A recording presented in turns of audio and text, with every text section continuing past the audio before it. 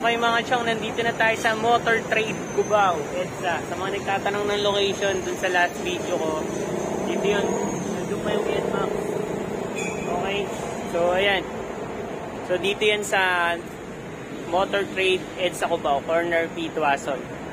Ayun, sige, tara tingnan natin yung bagong Click. Bagong Click 160.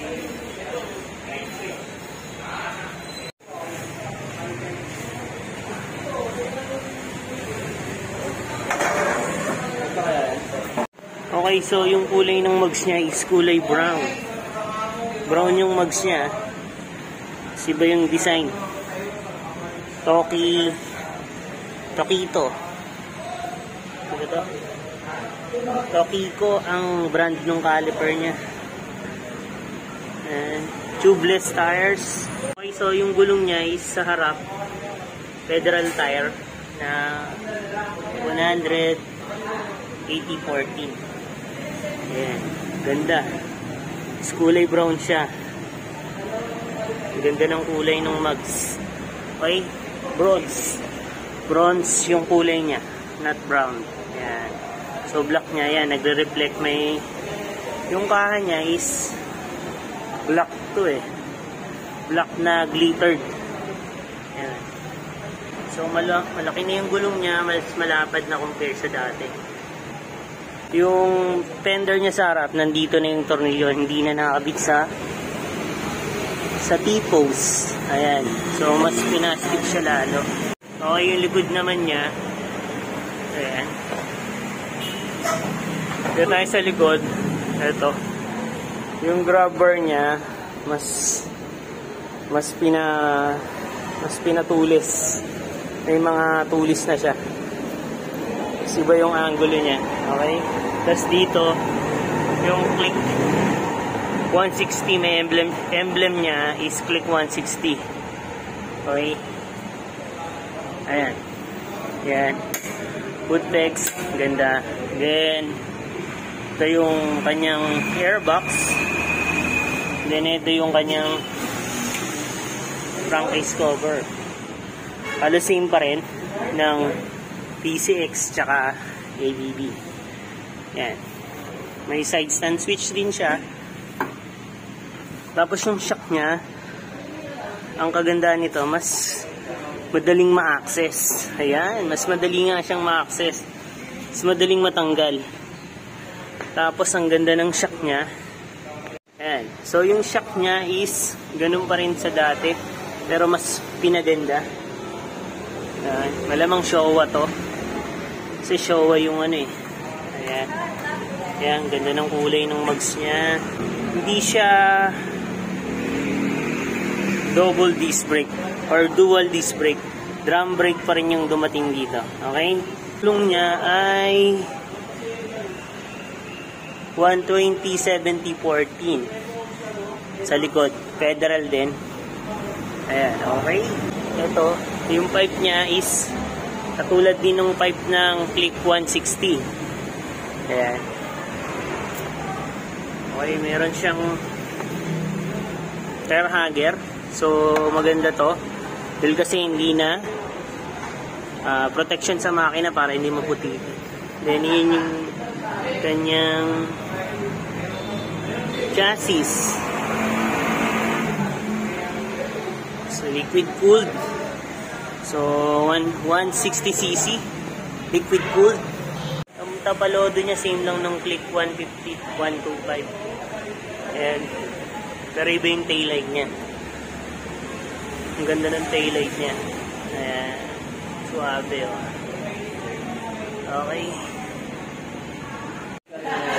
Meron na rin installment dito, sir.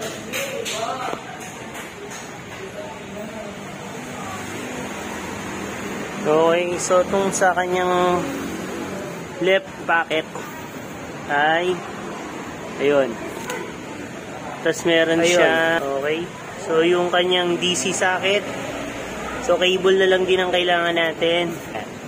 Okay, malalim din. Lalim oh. Oh, yung kamay ko. Oh. Sakto-sakto sa cellphone to. Ayun. So pag bubuksan mo to, pipindutin mo lang. Tapos ayan. Okay. Ganda. Ay dun sa kabila malalim din. Malalim din yung bulsa niya. Tapos keyless. So seat. Ayan. Ganun pa rin. Sa seat. O tapat mo lang sa seat, tapos pipindutin mo yung seat.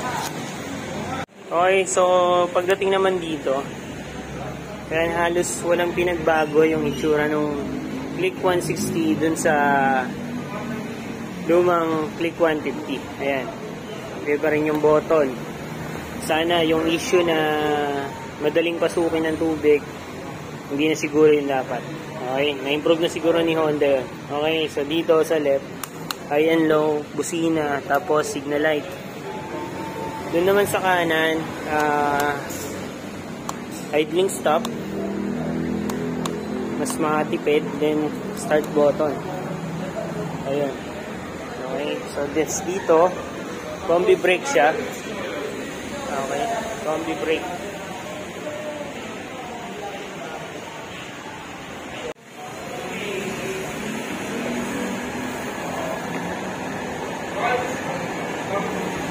Okay, so ito, yung eyeline niya, and doon pa rin. Doon pa rin siya. Tapos nadagdagan lang siya ng dito. Signal light. Ito yung signal light niya. Tataas. So, parehas din naman.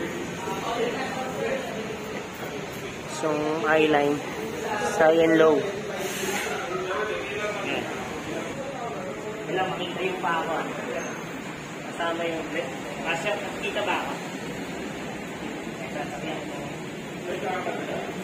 Ayan. So, dito, ito, 5, 6, 5, 7 naman. Makita yan. Pero kung po dito, lapat naman. Dito po, siya ng konti. Pero kaya-kaya na. Ayun. So, sakto to. Sa mga 5, 6, 5, 7.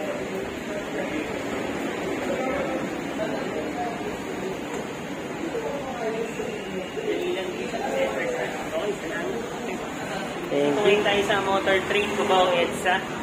So, tatanungin natin si Sir Jay kung magkano yung cash ng bagong Click 160. Sir, magkano yung Click 160 natin? Yung Click 160 natin, yung pressure na ngayon as of July 28, 2022. Ang cash basis niya is 117,500. Yan. 117,550. 550 yan yung cash. Tapos magkano naman down nito pag installment niya sir, 18,000 po yung minimum down payment niya. Magkano naman yung 1 year niya? 1 year na monthly po is ito, 11,062 pesos. Ayun, okay. Sa 2 years po? Sa 2 years niya is 6,682. Okay. Then sa 3 years? Sa 3 years na 5,220. Okay. Salamat, sir. Sir, baka gusto mo silang invite? Sa lahat ng mga gusto mag-upgrade ng motor dito, punta lang tayo sa Corner P. Quezon, along EDSA, sa motor dito po. Okay, salamat Sir Jen. Okay, thank you. Black yung kulay niya. Ayan. So, tignan natin yung tapakan. So, maluwag din yung legroom. Hindi na tumatama yung tuhod.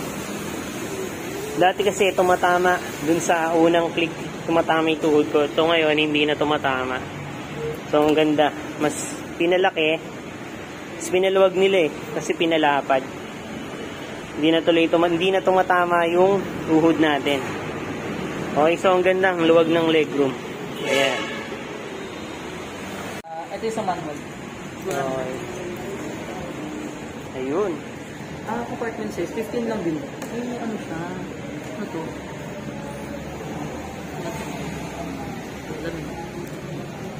Sa coolant. Dito nakalagay yung coolant niya. Tapos, Tapos yung tools. ilang capacity? 4 dito. Hindi ko na ano yung capacity niya. Parang 5 plus din yata ito. 5.4. Kasi laki siya ng ano. Yung dati. Ito yung coolant niya. Lagay niya ng natin coolant. siya para ma-check mo.